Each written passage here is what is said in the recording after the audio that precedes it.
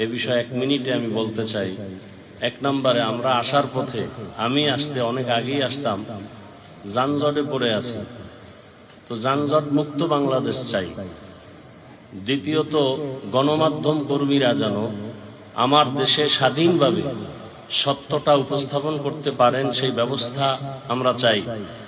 তৃতীয়, YouTube, Facebook নিয়ন্ত্রণহীন চাই না, বরং নিয়ন্ত্রণ যুক্ত থাকবে, যেন কেউ যার যার মন মতো কিছু করে বিশৃঙ্খলা করতে না পারেন।